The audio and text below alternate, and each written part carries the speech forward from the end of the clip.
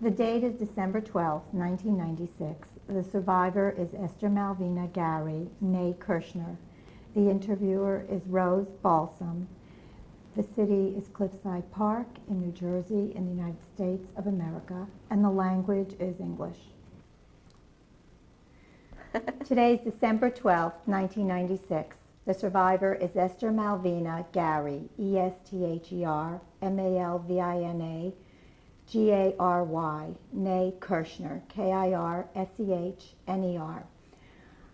I am Rose Balsam, Rosebalsam. We are in Cliffside Park, New Jersey, in the United States of America, and the language is English. How's my hair? Great. Tell me your name, please, and spell it. My name now, Esther Gary. I like to be called Esty, Gary without the R. Esther, or without the R, Gary, Gary. Gee, I'm nervous. Is that the name you were born with? No, I was born Esty Kirschner. Kirschner Esty, Kirschner. Where were you born? What city? I was born in Cluj, today's Cluj. Used to be Kolozsvár, rather became Kolozsvár when Hungarian took it over, and now is Napoca, because the Russians are there. Spell Cluj for me. Cluj is C-L-U-J. What year were you born? Do I have to tell you that? Okay, I have everybody to know. If you do know anybody knows me, don't tell them. I was born in 1925, February 2nd. And that makes February 7th. And that makes you how old today? That makes me, this coming year, I'm going to be 72 years old. Oh my God. What was your father's name? I got hot just saying that. I'm 52, yes. Your father's name? My father's name was Wolf Kirschner, and he came from Odessa. And your mother's name? My mother's name, maiden name, Maria Fischer. Met my father, and naturally became Kirschner. And you had brothers or sisters? I was a middle child. I had an older brother and a younger sister. How much older was your brother? My brother is about year and a half older than me, and my sister was 3 years younger. What did your father do for a living? My father was a shoemaker. He was one of the 10 children, very poor from Russia, and he stayed over when in the First World War, when all the Russians went back. He just deserted the army, stayed, fell in love with my mother, and they got married, and here we are. He was a shoemaker, but not just a plain shoemaker. He was a very bright man. He was an enterprising man, always going into doing things. One day he came home, bought a forest. He ended up buying 3 apartment buildings. We had our own car. Nobody saw a car. We had no chauffeur. So my mother said, "What do we need a car for?" I said, "Don't worry, we hire a chauffeur." In other words, he was one of those, well, I guess I love my father, and I just see the best in him. He was a great man. Just a little shoemaker. He made a beautiful business of it. And my mother built a nice factory. And my mother had a store that she sold the shoes my father made. Then a nice story. But his factory was in the same area? Right near the house all the time. So he kept an eye on us. We always people, somebody keep an eye on us. Which city was this in? This was in, they met in Krasna, where my mother was born. That's a little town near Kolozsvár, which is the capital of Transylvania. Oh, for people who do not understand, I'd be mixing up Kolozsvár with Cluj. I'm talking about the same town. They lived in, he saw her walking in Krasna. Why was that? I do not know. And he fell in love with this beautiful lady, walked her home, so they got married there. That's where my brother was born. And that it seems, if I figure it out, it seemed that after my brother was born, sometime they moved to Kolozsvár, which is Cluj. And that's where I was born, and so was my sister. Tell me about your home in Cluj. My last home, Oh, my home. Okay. Let me see. How should I start about that? As I said, he had 3 apartment buildings. One was in Sondiutza. That's the first one I remember. Sondiutza was up on the hills. It was very nice. Then we I can't go on and on and on and talk about it. I used to ride a bicycle down the hill, but you don't want to hear about every detail because I can stay here for hours. Then we moved to Dragalina, which was near the river. Now it's beautifully built up. And we used to go bathing in the summers. Szép szamos Kolozsvár, ott laktam a anyway, I'm going to sing. And then the last one was in Isabella Utca. I remember, Isabella Utca. That was our last domain. That was a nice big, sort of, not an American comparison, a nice apartment building that we had a beautiful tree in the middle, and we had the best 3-room apartment there. Others with, my brother just told me, I didn't know that, we had indoor plumbing. You probably don't understand because I didn't understand. My brother explained to me that we didn't have to go out to bathe. Nobody could bathe those days. This was specially made for us, indoor plumbing, so we could have a bathtub and all that thing, and we had a water outside. And that's why somebody, when we were taken to concentration camp, am I speaking too fast? I have a tendency of doing that when I get a little bit nervous. You were saying about when you were taken. When we were taken, this neighbor of ours probably had an eye, this fascist old lady had an eye probably on our apartment, because when we came home, I was told that this lady came into our house and took, we had a painting done of my parents on the bed, like most people have. A lot of people, especially if you have some money to spend, and my father liked everything nice like I do. If you can afford it, you buy it. If not, you just work for it and try to get it. And I understand she took those paintings up and stamped on that until they got to shreds and said, the dirty Jews, I'm glad they got. And she moved in. The reason I'm interjecting this because I don't want to forget it. When we came home, after the orphanage, well, we'll have to, I hope we have time to get to that. I came home and she would not move out. It was 3-bedroom apartment, had nowhere to stay, staying in the orphanage. She wouldn't let come back. Then finally, now she became a communist. Now everybody felt sorry for her because she lost a son in the war. So, being a communist, everybody was on her side, and they made her agree to let us stay, me and my sister, and then my Lager sister, we'll find out about her later, to move in that little room, one of the 3 bedrooms, we could stay. And then once in a while she gave us dinner. So we were grateful. At the concentration camp, we didn't want much. We just wanted somewhere to stay. We tried to make the best of it. And that was my personality anyway. So we tried, we worked, and we got out eventually. But it was a shame that we couldn't even get her out. We'll talk about to know what happened. that more later. What was the little song you were singing? It's a szép város, Kolozsvár, ott laktam a szamosnál, az rúgó haboknál, angyalkám, gyere már. That is the Kolozsvár and the Samos that I live near the river. And I used to bathe and swim in there. So that's a song about the city And that's and the a river. song was not written for me, it's just very apropos. So whenever I think of the river, I sing that song. I love, not anymore, I used to love to sing all the time. I don't know what happened. Somebody said a word and I had a song and I sang it. And Did they you called the have- pacheta, What does that mean? bird, the singing bird. Did your houses have electricity? My house, oh yes. Did we? Yes, sure we had electricity. Telephone? No telephone, no television. Radio? No. Yes, we had not a radio. I remember a little box. They listened to the box when the Germans were coming. And if my father listened, we couldn't hear it. Or you had to put your ear there. It was, I don't know, I'm not smart enough about these technologies. But it was something that you had to go, sure, because it was not allowed to have that, right? Were the So they Jews- knew the news, some news. Were the about other Germans. Jews in your town as well off as you were, primarily? Oh, a lot of them. We were that well off. We were well off. They're much wealthier people. We were sort of middle class. My parents worked very, very hard.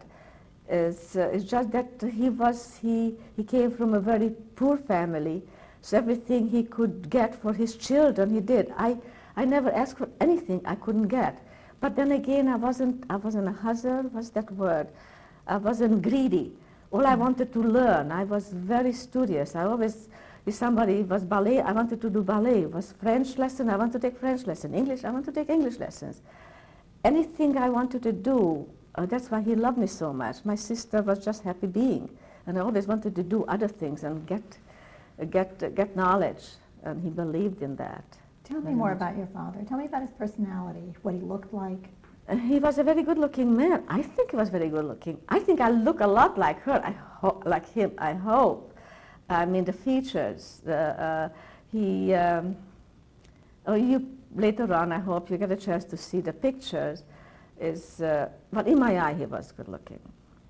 Did he have a sense He's of short, humor? not a tall man. He's not what I would pick for a husband right now.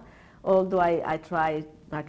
Somehow we were children. We always tempted to fall in love with people who look like our father. But I wasn't that crazy about. He was only 5'7", 5'6". Wasn't a tall man like tall man. Did he have a sense of humor?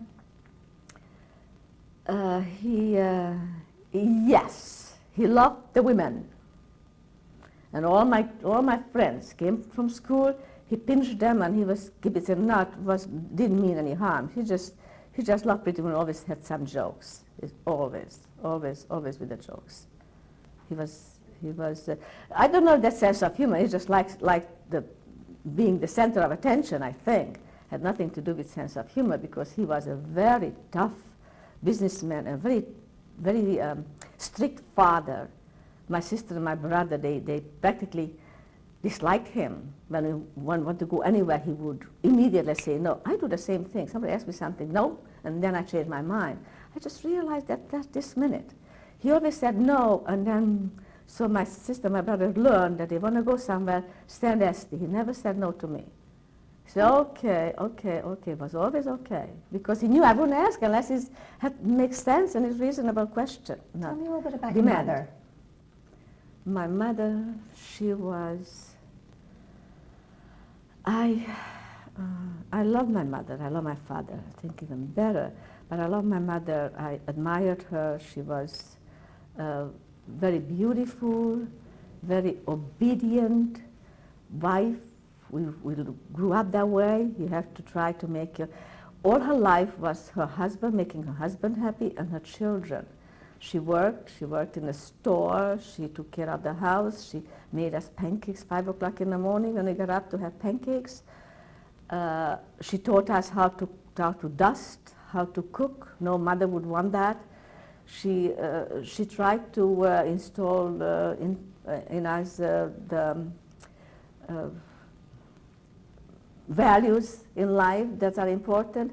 And most of all, she spent all her time, free time. She had only one day free, Sunday. Either she made a big dinner for us. During the week, I learned to cook when I was 15, 13, 14. I already had to help him make something. Sundays used to take us, I never forget. I was just in Geschaut and I remember. We had a beautiful a Sétatér, called the Sétatér, a walk, like a garden with not stools, something that's long and sit on it, benches. The benches along the walk with beautiful pine trees, and that led to a kiosk, a beautiful lake with the white swans and a gorgeous restaurant. So sometimes on Sunday, used to take us there and have a hot chocolate. And I just wanted to relax today, and I thought of that. And I thought, like 2 years ago, I love to capture that painting.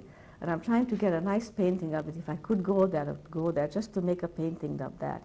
Because by now I traveled a lot, and I haven't seen anything to compare to the romanticism and the beauty of that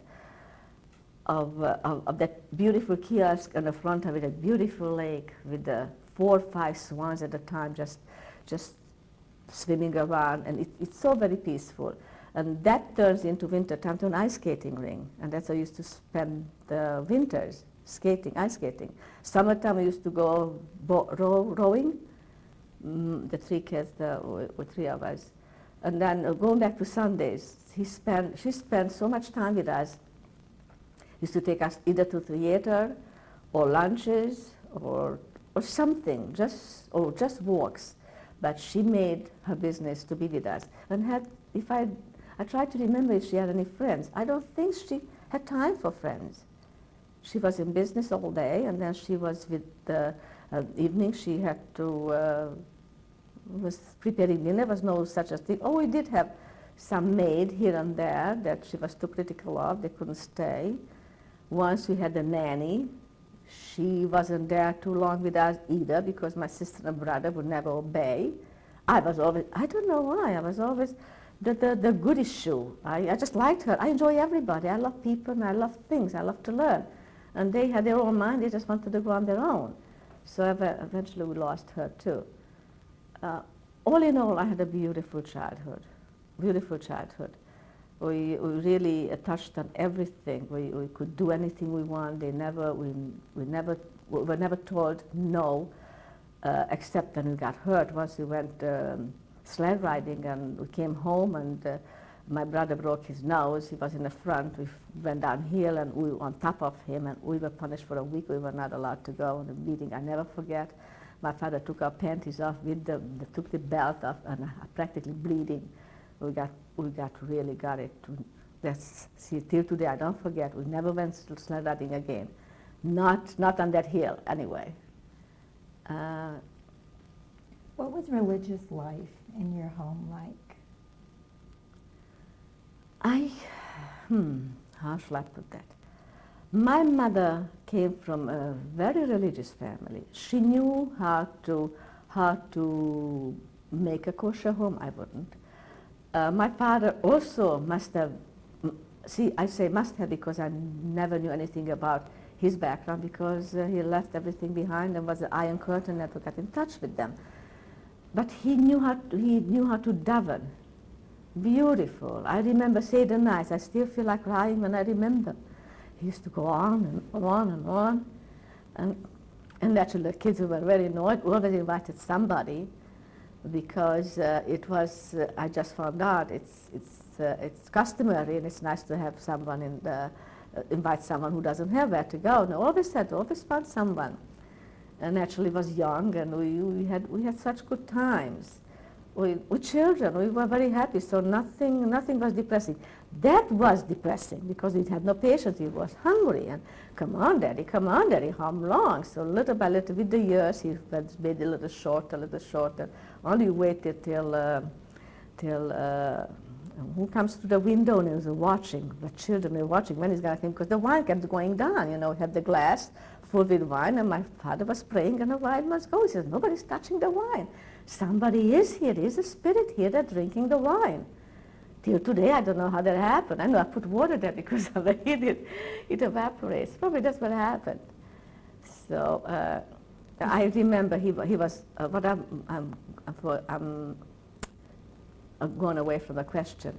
Yes, he came as a religious man, married a religious girl, but through the years, probably the work, because they tried so hard to make the best, like he said, for you kids, so you don't have to work as hard as I did. He had everything for us.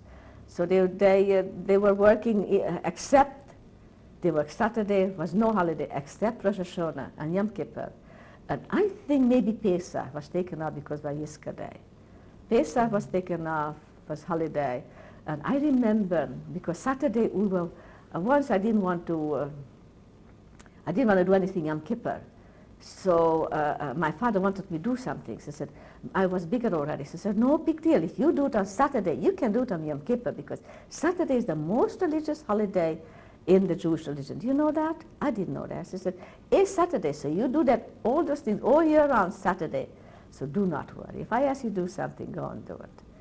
So and eventually he became non-religious. He really wasn't a believer. And he told us, I remember once he sat us down in the kitchen table, because that's what was the big, we had a country kitchen. He said, if I'm not around, I don't know why he must have felt that something's come. This was towards January. just remember one thing. I know it's hard. You don't, because you never wanted to go to the shul. We were just outside playing with the guys and the girls. And it was a meeting place for young people, not to go to pray. My brother had to stay with him all day. That's why he hated him at the time. Now he loves him. He realized it was a father, it was his duty. But then he was so mad because all the other boys were outside. He had to stay with him on Yom Kippur. So he said, I lost my train of thought. What's the question? I forgot. You went just to play with Yeah, your we friends. just played with the friends, so we didn't know anything. We didn't care about tradition. So this table discussion led to that. I don't care if you don't. You're not going to be religious. I know you won't. You don't have to promise me. Just promise me one thing. All three of you. And I want you to word right now. You have to live by the Ten Commandments. All I want you to do, try to remember the Ten Commandments. If you can live by that, it's okay with me. That's fine with me. That's fine with me, and I'm sure it's fine with God. And it's just making a face, like, okay, you believe whatever you want to believe, but believe in the Ten Commandments, because that's made for a reason. Like, was made for a reason not to eat pork, was made for a reason not to have shellfish, all these things. He was such a bright man. He justified, he explained. I'm like that too. If I understand the reason why I'm doing or not doing something, I go and do it. But I won't do it unless is there a good reason for it. And he gave such a good reason. He said, and that pork was a good reason those days. He ate pork, we had pork, we killed the pork. I remember we lost my step-grandmother, because she came to our house and we were killing a pork. And she never wanted to come to us. He said, what's the difference? Those days, pork was very unsanitary, was the heat and all that. It's not necessary now, but you don't have to, you shouldn't. Your mother doesn't want you to have pork, so have pork outside. You can have it, but don't bring it home. And I mean, he was... What kind of synagogue did your family He belonged attend? to an Orthodox. He was an Orthodox, and so was my mother. Did you have grandparents in the area, or aunts and uncles? I did not. I had a grandfather who, my mother's mother, my mother was raised in Budapest because my mother's mother died when she was 7 years old. My mother's mother died of tuberculosis. And after she died, I do not know when, after a while her father remarried. And obviously she was in the way, had 7 other children. She must have been, so she was the oldest. She ended up growing up or finishing her growing up in Budapest, probably with some aunt or somebody. So her father being married had another 7 kids. So she became a stepsister to 3 women and 4 men, or vice versa, of which all went to concentration camp, and only 3 of them came back. I think, name one, I remember Reisi, Herman, and Lajos. I remember 3 names. I don't remember the others. Those that came back from concentration camp. So we didn't have anybody. Then my grandfather died. I don't know about my grandmother. I think my grandfather died, but my grandmother went to concentration camp. My grandfather died, I think, was 62 years old. So I didn't enjoy the pleasure of having grandparents. My grandfather was a religious man and took care of some the shul, mikveh, in a little town. The shul, there's a mikveh, there he is the caretaker or whatever he was. So when raising 8 children, it wasn't easy. So and we hardly saw them. Tell me And about my father studied Russia, so I didn't have any. Tell me about your education, school. My education, let me see. How important can it be? I went to, can I start from the beginning? It's going too long. I need to talk about so much yet. I went to elementary school. I went to regular public elementary school that I didn't do too well because I didn't speak, I spoke Hungarian home all the time, so I could not I used to come home, I don't hear the teacher. I could not understand the teacher. Later on in gymnasium, I realized why I said don't hear. Because we had French, and I remember I went to French discussion group, and I couldn't hear. Here I spoke French, but I couldn't hear because it wasn't my language. I didn't understand one or two words, and it seemed like you don't hear. So probably that's what happened in public school. I could not understand because my Romanian wasn't good enough that I understand when they were told, when they were telling us not to come to school tomorrow. So I used to go to school, and the school was closed. And I remember once I came back, I actually made in my pants. I hate to everybody to know, but it seems so funny now that I came home crying. So, what's the matter? So I made in my pants. I had to come home. I had to walk home. We had no taxis or anything. We had to walk long distance, like 4, 5 to 10 blocks. The school was closed. I had to go back and forth. I thought I'd make it there, but I couldn't go, so I had to come back.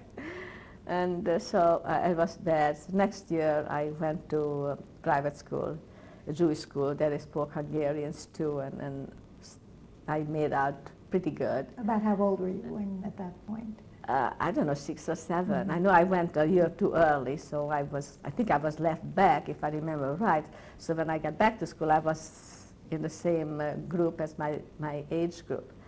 And I went to private school, and then I went to gymnasium, to Liceu Comercial Cluj. Oh, did I tell you about my hobby of opera? I used to, Friday night, I used to go to the opera. I don't forget about that. Tell us. I love the opera. Tell us about that. I told my father was always happy whatever I was doing.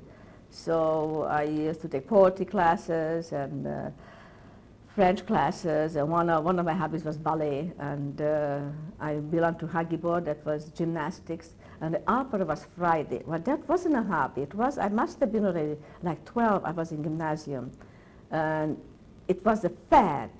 The girls, the guys used to go to the opera every Friday night, so it was like a meeting place, and we got to go every Friday, and I became an opera lover. Probably that's what saved me, because my favorite opera was Tosca. And the aria of Tosca says about which means I'm going to die even though I want to live so bad, I'm going to die. And that was actually saved my life later on. But it was the opera itself. I just loved the opera. I loved the feeling. I loved the music. I loved all musics, all kind of music. I used to go to the concert. My friends used to play the piano. I had bad ear, so I had 2 teachers. They gave up on me. But I had to go on. I can't talk about it.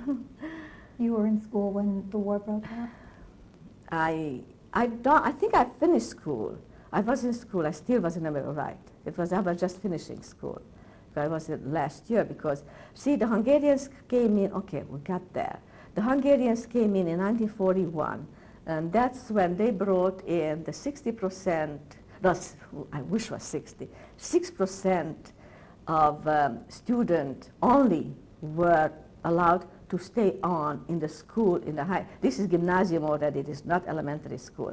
This is gymnasium. This is the elite school, because in Hungary and Romania those days, only the elite, only the people who had the money, it was very expensive, could go on to the high school, gymnasium. This is called gymnasium. We're going to continue this. Yeah. We're going to stop now to just change tapes. Oh, okay.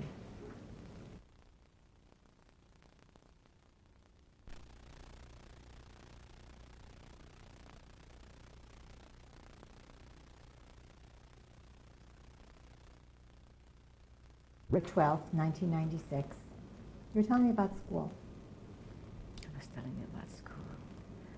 Oh, I was telling you about Hungarians coming in 1941.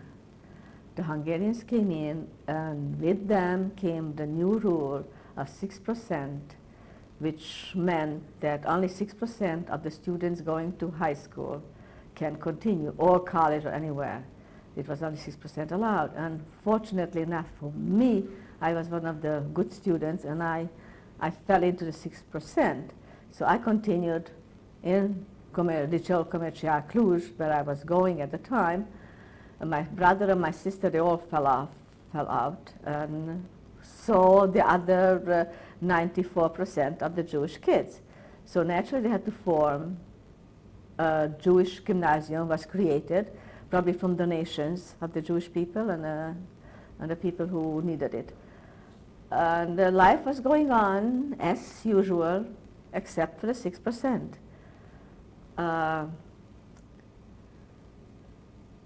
Did any of your friends stay with you in the gymnasium? I think 2 or 3 girls. Well, they were friends. They were all friends. We didn't know the difference between Jews or non-Jews. Except, I must interject. I'm so glad you asked that. There was an incident that I learned about anti-Semitism. I never knew my parents were not, as I said, they were religious basically, but they didn't live religious. So we had a lot of Christian friends. As a matter of fact, most of our friends were Christians. And Christmas time, it was celebrating Hanukkah and Christmas. I was in their house, they was in our house. It was such a beautiful relationship. I was shocked when I was one of the best students, one of the best in French. This is already gymnasium. First year gymnasium will take French. I loved French. I had private lessons with French. As a matter of fact, my teacher, my private teacher said, oh, I have to mention that. I'm so proud of that. Now I realize how nice that was, how to say it. Because I remember he taught me this beautiful poem, Sully Prodem, La Vase Brisée by Sully Prodom. The vase is broken. It was a beautiful poem. And once I learned that, I came back next class and said, give me more, give me more. She said, you're an amazing child. Most children don't want to learn anything. And vous avez soif de science. Like I'm hungry for more. So I'm going back to the French class. Probably this reflected in my French. I was very good. I was very good because my father loved me, was very proud of me. Whenever somebody came to the house, he was always showing off with me. Whatever I did because I pleased somebody, because I knew somebody was waiting, I was expected to be good, and I loved him, and I wanted to please him. So I was good in everything. I knew poetries, and Hebrew school and the elementary school. I used to daven by heart. I remember knowing the Friday night prayer by heart and the Saturday morning. And he was so proud. So somebody would come to the house. He would say, okay, Esther, go ahead. Show what you know. And once the painting, I used to love painting. And once people came to the house, look what she did. And I said, Daddy, don't, that's not a Rembrandt, don't show that painting. She's just very proud of me. And we used to come home sometime late, find me painting. Everybody was sleeping, I was painting.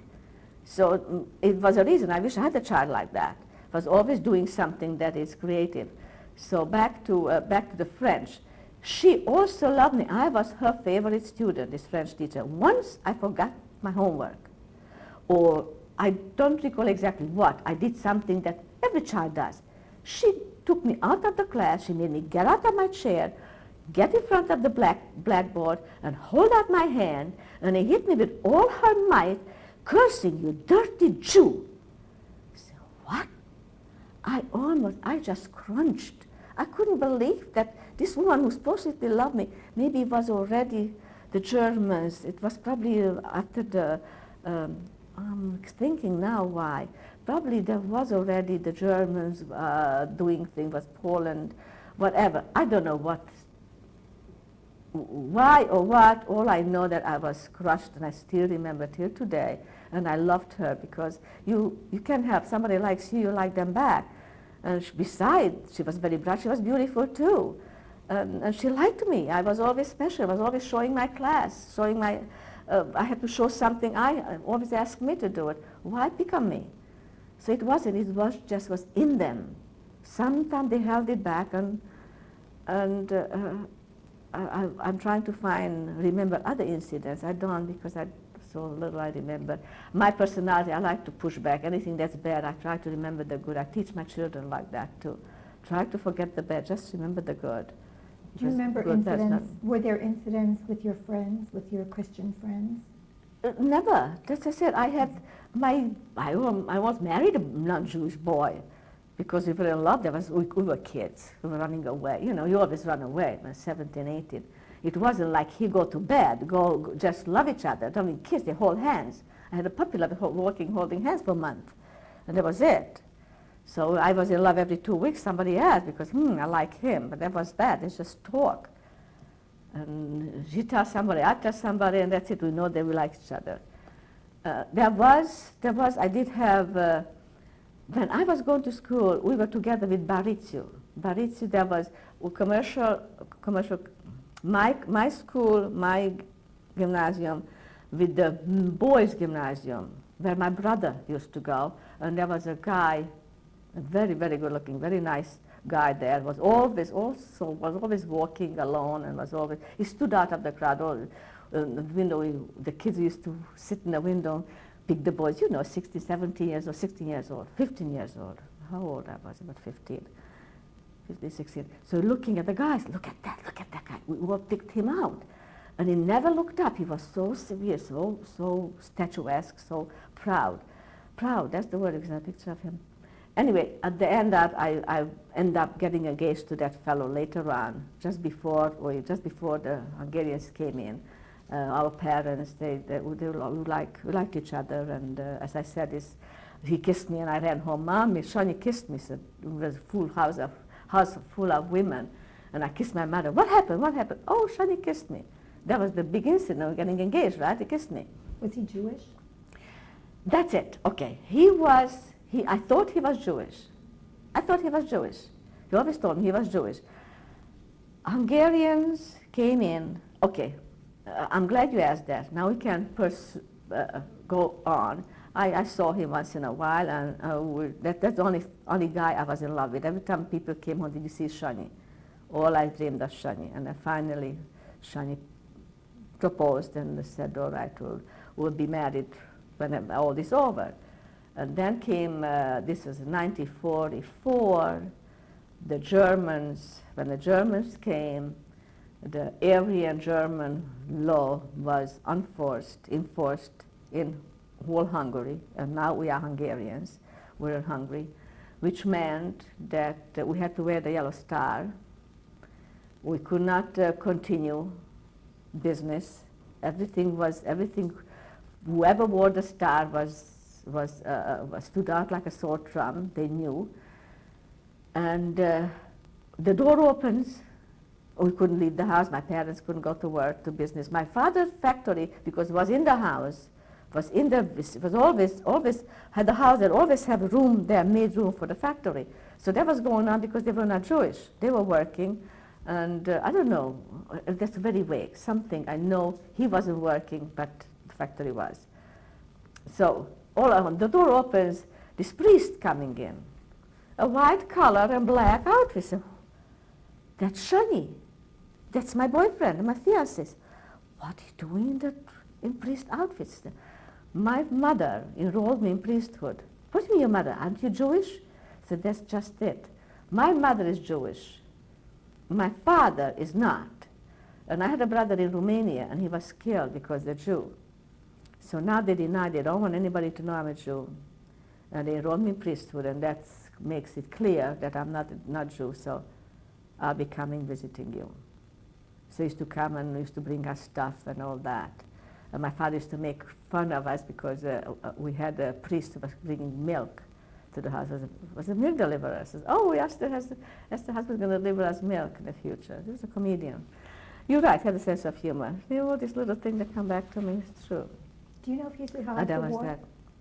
He survived the war. He waited for me, and we were engaged. And he took me to their home, to his mother, and we stayed there for 3-4 weeks.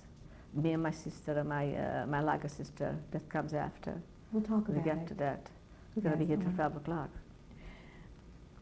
In your home, did your family follow the rise of Nazism? Did your family listen to the radio? Were you, as a child, aware of the war? As I said, it vaguely, I can see that little box that my father was always listening. That's the name. I heard about that just last year, about that radio, the first radio that came in Europe, Radio Europe is a little box. Do you know anything about it? Anyway, it was a little box that you could hear some news that he never told us. My father would not, would not relay our bad news ever. I remember, I don't know when was that, once he made a remark at dinner, we always had dinner together, not like American people eat together, and he said, always ate together, and my father always had some talk. Was a talker like me. He let you talk, he was talking. So, and he wouldn't let anybody, he said, you're not supposed to talk when you eat, but he did. When the children were not allowed, they had to keep quiet. One of the stories was, well, it comes later, I can tell you now, then you know later, that it was always that he was from Russia, and if you left something on a table, you had to finish because other hungry people in the world that will be happy, you better eat, and if you don't like it, don't take that much, and all that stuff. And one day, come back to the first subject, he told us that what's happening in Poland. So was already, the Polish people were taken much earlier than we were. We were 44. This was the war started 38, 39. I don't know when the Polish people were ghettoed. So what did he tell you? He said, see, I don't know, something that, the way he talked about the Polish people, the Polish Jews, he was practically anti-Semite. The Polish Jews, they're all ghettoed because they're not like us. Isn't that strange, though, how we never think that anything can happen to you? It's not like us. We are nice Jews. They were not nice Jews. I said, what do you mean? Well, you children, you don't know. I live with them. I know them. Now, I shouldn't even say this on the tape because that is so silly. But I was so hurt that somebody grown up to talk like that. But he must have gotten hurt, you know, something happened in his life.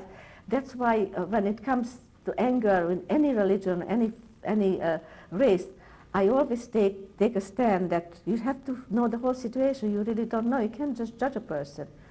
I met somebody here, all the Jews. I went to work here. I was a designer, and then after that I had this job that was close to my home, and I was working with people that from all over the world, Iranian, Turkish, Italian, Greeks, and we exchange informations, and they were so surprised that I'm Jewish. Oh, you don't look Jewish, or you don't act Jewish. What do you mean? I'm supposed to have horns? What I'm supposed to be? Because I couldn't get over it how some people form an opinion on just some little incidents. But that has nothing to do with the story. Did you understand a marked change in your life after the annexation, in your home life, besides school? Were there changes that were taking place?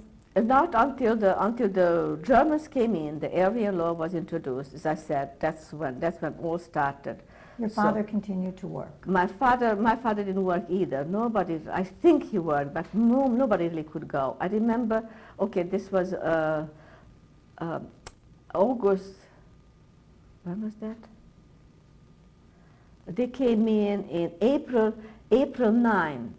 The Germans took over Hungary. It was April 9 when we had the start. My brother was... What year was this? What year? 1944. 1944. My brother was drafted on April 16th. So already wore the star, so he wore the star. And then in April 17, he had to go to the train. And my father insisted, even though after 10 o'clock we were not allowed to go out, and he just wanted to see his son. And he just talked to me the other day about that he's so grateful that that's the last time he saw his father. He took him to the train. The train to go where? The train to go was drafted, and I understand they took him to Hungary, we were in Hungary, Budapest, in a work camp. There was a work camp. I'm not soldiers like working. Who notified him? I don't know. Something came came in a mail that he has to show such and such place at the 17th, at such and such time. So from there on, and then wasn't much more time left. After that, we went to the ghetto May 3rd. This was only. I'm sorry. It just was a few weeks. We were told to get ready, and there's some wagon truck, I think it was truck came, and they were told to take the little as possible, absolutely necessary for whatever you need, because I thought that you just came and pick us up, but it had to be time allowed, because I know the jewelry, we hid the jewelry. My father was always lending money and getting jewelry for his insurance.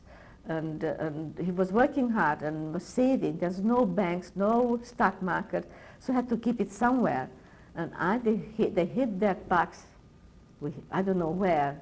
My father didn't come back, nobody came back, so God knows some lucky Hungarian found it, a Romanian, I don't know where was hidden, was buried. Right before somewhere. this, was So- there other limitations that were imposed? Like what everything exists in German law, I don't know what it was. All I know, we were not to leave we couldn't work, the people got fired, and schools, no more schooling, you can't go to school. Could you move Um, freely? Could you shop? Could you? I'm not sure, I don't remember, it's not clear. Tell me about the day that you were taken away. The day, I don't know the day, I don't remember. All I know, we packed everything is so vague. We got to the ghetto, and I was naturally, I'm sure, I was very upset. Who took We you? all had. Somebody came and packed everything in, the absolute necessary items. So we got blankets and some dishes and some towels. And we got to the ghetto. We got this little area that with only 4 of us. My brother wasn't there. There's 5 in the family. It was big enough to lay down in it, and was like wet ground. We put the blanket down, and we must have some pots and pans because we had to eat from something. Were you aware if Hungarians took you or German soldiers? Oh took you? no, you did not. We did not see any Germans. Germans were invisible. No, we just got the laws. We did not see them. They just gave the orders. And the Hungarians followed to the T, those bastards, excuse me. Were there beatings before you were taken to the ghetto that you No, remember? no beatings, no, I don't remember any of that stuff, no. There were Hungarians, my mother, and they told us that we're going to go to the ghetto. We're going to just wait there because they're planning to take us to garden. My mother believed, because my mother was Hungarian, see, he was raised in Budapest. And you know, when you're a child, you only, like before, only the good memories come back to you. The bad ones you forget. And she was so hopeful, she believed every word. So wherever they go, she was so optimistic. So don't worry, it's only temporary, we'll be back. The Germans are pressuring the Hungarians, they have to do what they're doing. Well, they didn't have to follow to the T. So we were in ghetto. Some of Hungarians, they came because we had no food. Or not sufficient, whatever it is, because I don't remember how we ate. All I know, my mother had pots and pans and like a hot stove. Something had to be something there. Like for a month we were living in this little tent, sort of a tent. It wasn't a house, it was a tent. They took us to Téglagyár. It's called a brick factory. So it's a big, vast area on the edge of the town. What was And the name of the ghetto? Brick factory. It's called Kolozsvár ghetto now, but it was a brick factory. How far from your home was this? I don't know, like half an hour. The whole Kolozsvár wasn't that big, and I don't know by car because only my father once or twice we went out of town.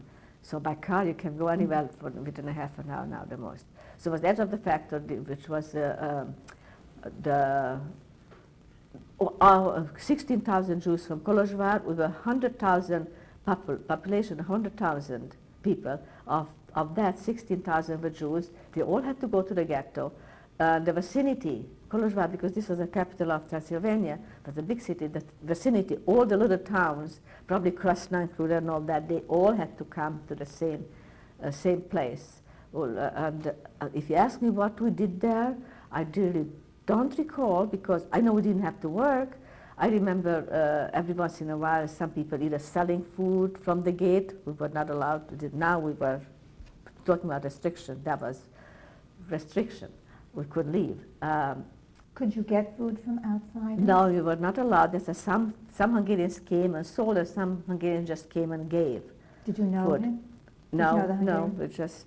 We None don't of your know. I Hungarian think maybe Christian- Hungarian friend, because we had a Hungarian Christian friend.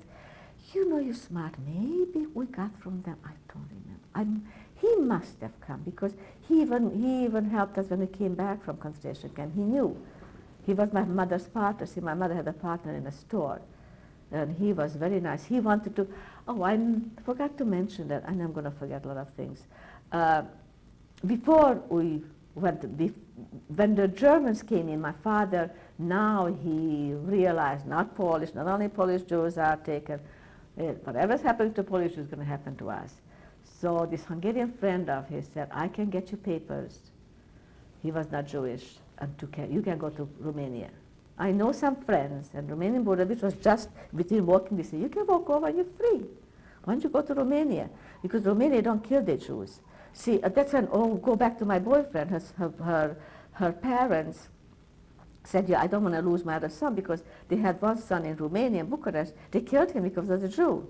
So they didn't want to lose my boyfriend, Shani, so that's why I made him into a priest. So he said the same thing, you don't, that was the college kids. It's not near as bad, Romania, as Hungary. So please, go there. My mother didn't want to go because my brother was away, and we didn't know where he was. He said, he's going to come home, he'll never find us. He'll be lost, we can't. We can get word to him, so what he's going to do? So let's just go to that garden. My mother, let's just go to the garden. So we went to the garden. So back to the garden. We don't know what we live. Maybe these Hungarians did come, friend must have come to bring us food, because I don't know how we ate. Anyway, it was scary. It was scary, but we weren't smart enough. Maybe we should have done what this old lady was a woman. There I really got scared.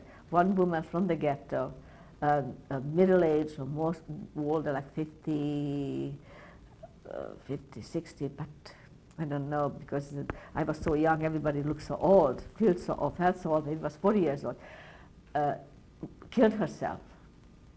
I couldn't understand it. Must have been 60, because 40 still don't give your life away so easy. 60 years old, and she was very intelligent, understand, was a professor. She left a note that I know what's waiting for us, and I don't want to go through it. I know the end, I'm going to die anyway, so I'm going to die now. And she just killed herself. And I think she was smart, because my mother, I better not say that. I lost my parents anyway, so how many 6 million Jews died? So maybe she knew something we didn't know. How could someone There was do that in the one ghetto? died. How could someone do that in the ghetto? I don't know. I Mhm. don't know. You just heard. We just heard. This is hearsay. Did you I don't sit know. together in the same area with your sister and with Oh, your we were parents? in this little shed. Tent. Was a tent, sort of a tent. I remember we had to build ourselves. They gave us the thing, we had to build a tent, and we were laying. Just for you, your just family. for my family. Each family had a tent according to the size they needed. There's one happy thing. We all try to have happy things, doing whatever we can do, make best of it. So this couple, lovely couple, they're still friends of mine. I know them.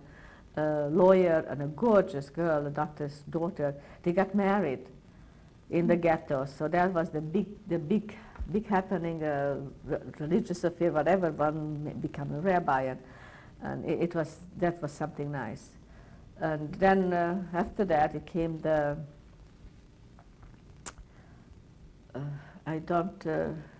It's just the stories. We were hoping that somebody gonna come with a good story that now we can go home, and everything. And there was a mistake. But my mother was very hopeful. She said, "Don't worry, you're gonna go to the garden, and everything will be okay." So I think it was about a month or month and a half. We didn't stay there long. We couldn't. We were on wet floors, and no food, no clothes, nothing. So at one point they came, everybody get in line and just try to bring with you what you can carry. And the least you carry with you, the better you are, because you're walking. What time of year was this? um, let me see if I remember. Must have been May. I think it was in May. Must have been in May, end of July, end of April, somewhere in May. Were the nights still cold? Well, wasn't that cold? Mm-hmm. Wasn't that cold? Because I don't remember putting coats or anything. Lucky for that, because otherwise I couldn't carry what we carried. So we took whatever we could naturally, and then by the time we got to the train station, we went to the train station, so we were all happy. Oh, you're going to go on a train and go to this garden, right? We didn't. We were walking and walking. I don't know, we kept walking like I think for 2 days. To the train station? We kept walking to some train station, and when we got there, on the way we kept dropping and dropping because we had to carry, and we just couldn't. It was too heavy, so you just give because your life is more important. What did you do? At this point, I don't remember details. Don't really mean that. No, I wouldn't remember. I don't remember what I threw away. I remember what I left. All I know, I kept my sweater and my boots. Oh, my boots. My father, I shouldn't say I was my father's favorite. I was the middle child, so I had to carry the load. My brother wasn't there with us anymore. We went to camp, so he made, when the Germans came, he had enough time to make me a pair of boots. Then he hid money in there and a diamond in the heel, and lined the boot with money. So anything happens, if we be separated somewhere, then I can save the family. So I knew I can't let go of my boot, and I had a sweater with me that I learned while I was going to school. See, I always wanted to learn. I took my father believed to learn a métier, a trade. So I took classes of sewing.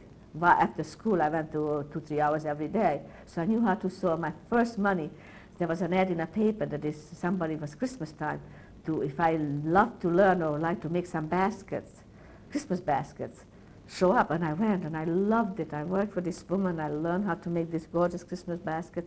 And I got enough money. I bought myself this gorgeous sweater. And I was so proud of it, my first money. And I wouldn't let go of that. It was navy blue with white angora and red angora across the arms. It was so outstanding. Only I had it, another friend of mine, who is my friend now, psychiatrist Eva Adler, had it. So only 2 of us. And after the concentration camp, I liberated. Someone told me they saw my sweater walking.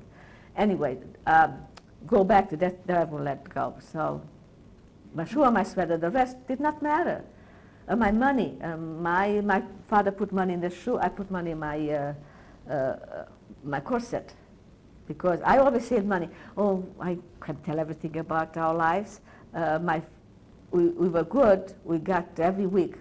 All 3 kids, we got 25 cents or 50 cents. I don't know exactly, lays, 50 lays. And I saved it. I used to spend one lay and save the rest.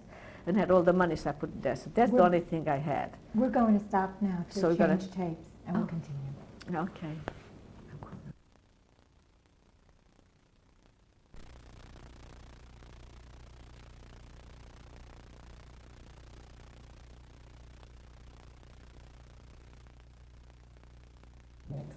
What happened when you reached the trains? And we reached the trains. I was expecting the train, and I saw a cattle car. You know what cattle car is? It's just a door and a little window of 2 by 8, a square little window. And they opened the big doors and they pushed us in. Like in the train, I didn't know that when I came to America, and I used to go to work and they pushed one more in. That's just what they did. They pushed as many people and many women in. I remember women. I know my father wasn't with us. My girlfriend said that there were men and women in, but I remember it was only women. They separated men and women in different That's the way I remember. I don't remember the separation. I only remember there were women in my car. And I haven't seen my father. I didn't see my father. I don't know where my father went. they closed the doors, and there we went. And my mother said, just we're going to the garden. This doesn't mean anything. They gave us a little pail for the emergencies. And whatever left that we didn't throw on the way to the train, but didn't throw away, we brought it up. But after all that walking, nobody had much anyway, so that didn't take much room. We didn't have much room even to sit down. And that was going on like a week and a half. They used to open the door to let us down, I think twice a day. 10 to 15 people, girls, were allowed to descend with 2 guards and watching to go do whatever we had to do. Where did you go? And How far were you food. allowed to go? I don't remember. I didn't measure. Well, no. Whatever they let us. And we came back and closed the door, and that was that. I'm trying to make it short because there's so much to go. I think about a week and a half, about a week, when I go down, this Hungarian, okay, I have to mention the Hungarian guards. These are all Hungarian. Don't see Germans, they're still only Hungarians. And this Hungarian man, young man, took a liking to me, and he said, you know, I can take you away. Why don't you come? I like to hide you. Why don't you come with me? So I said, what are you talking about? He says, I'm going to this garden with my family. I'm going to leave my family and go with you.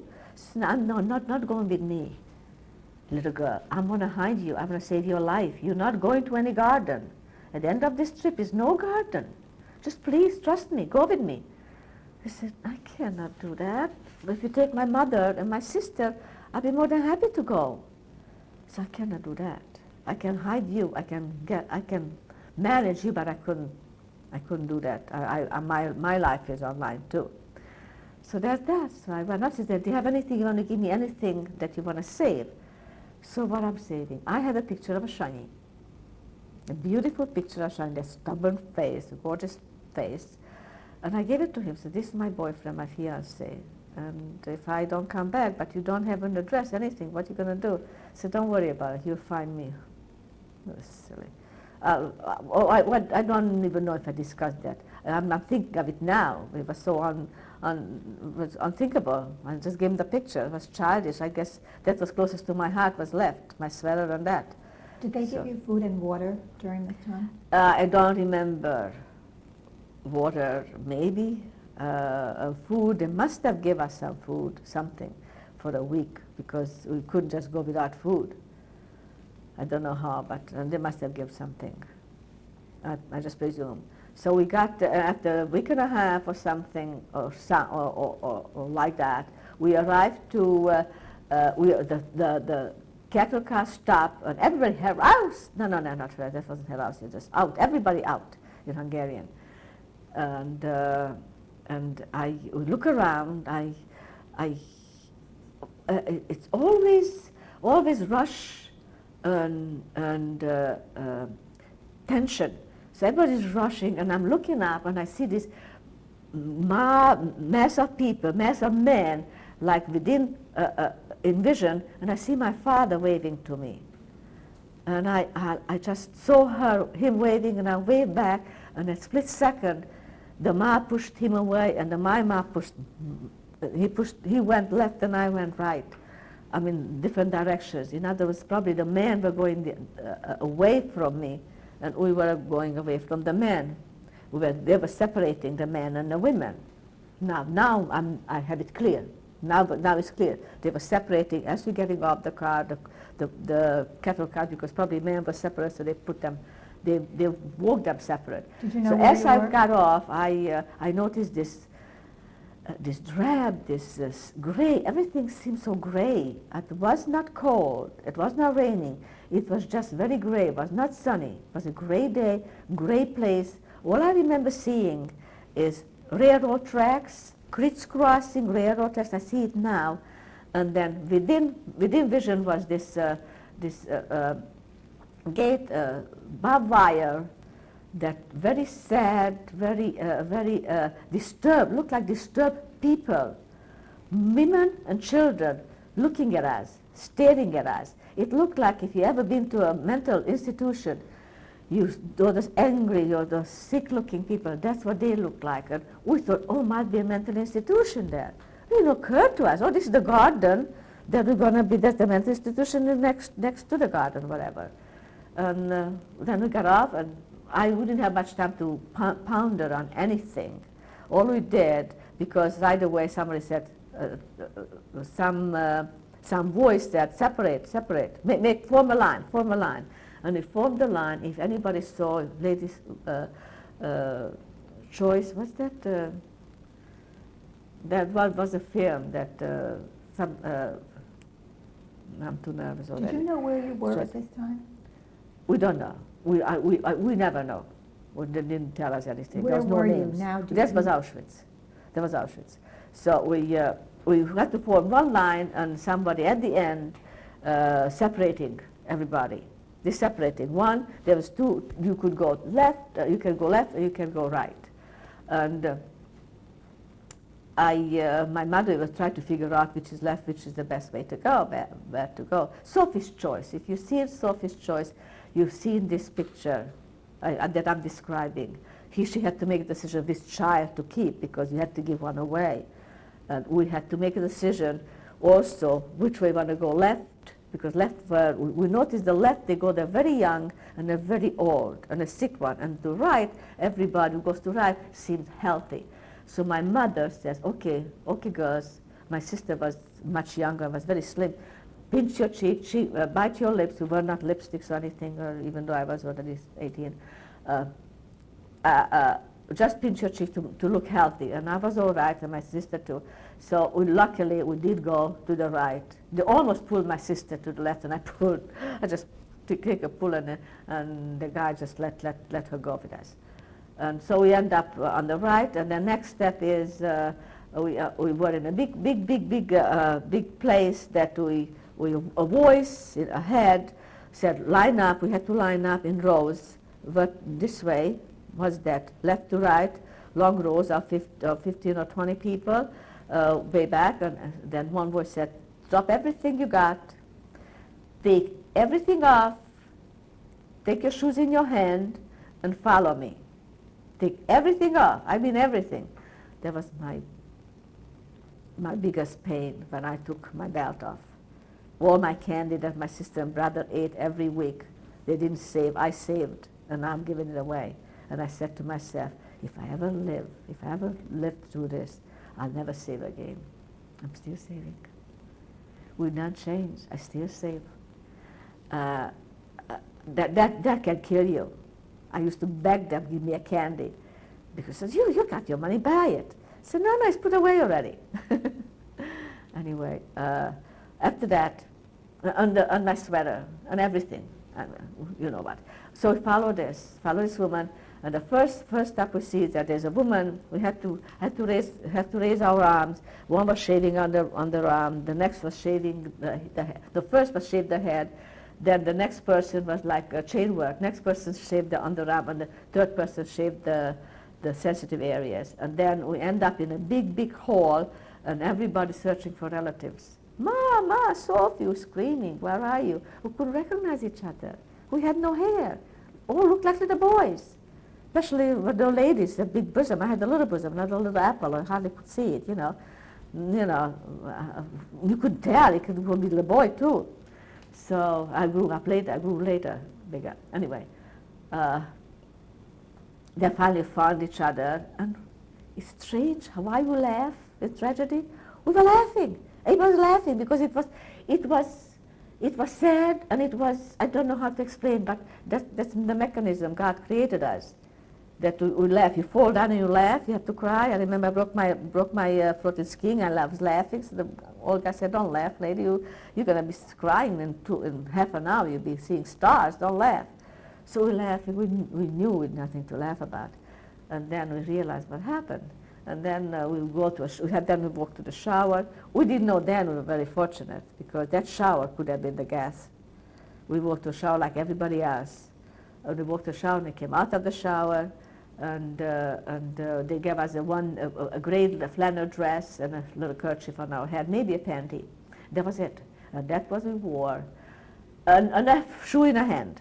You had to hold on to your shoes. Everything else, just Were get those the the shoe. boots your father The gave boots, you? right. Still was in my hand. So we put the boots on everything and we're walking. Now we're going to a big empty place. This is evening already. And no food, nothing. We went to sleep. We went to sleep. In order to go to sleep, you take your shoes off, right? Where did you sleep? On the floor. And it was very cold. In one little thing, it was getting cold already. It was May 15 or no, not May 15. There's only about 3 days there. In May 3rd, like May 4th, 5th.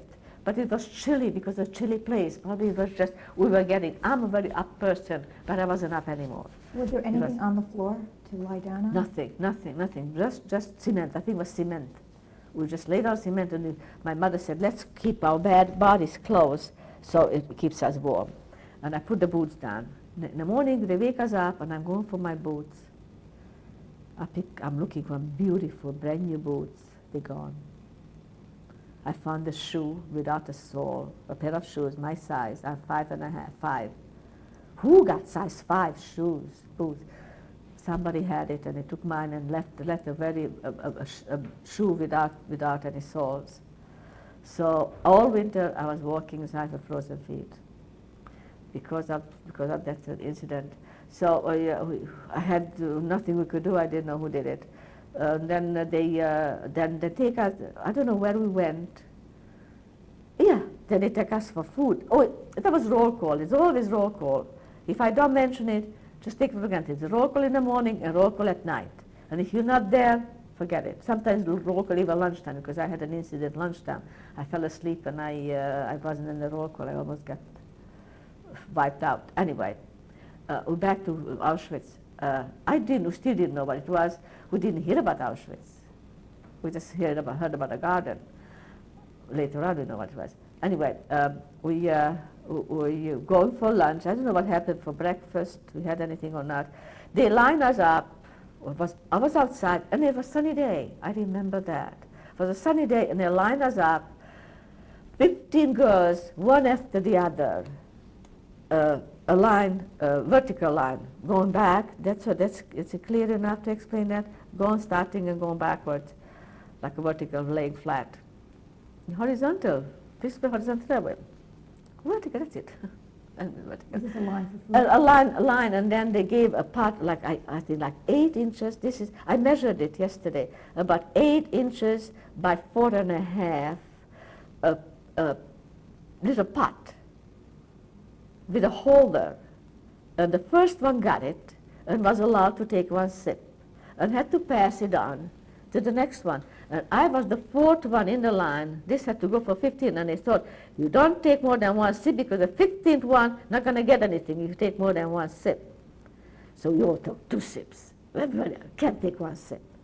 So by the time it got to me, I said to my mother, for the 1 sip I'm going to get sick.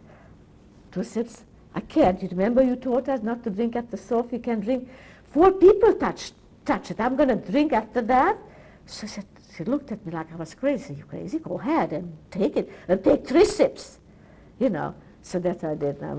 And then I gave it to her and I gave it. And but I remember because we were brainwashed. My mother never touched anybody's food or kids can eat.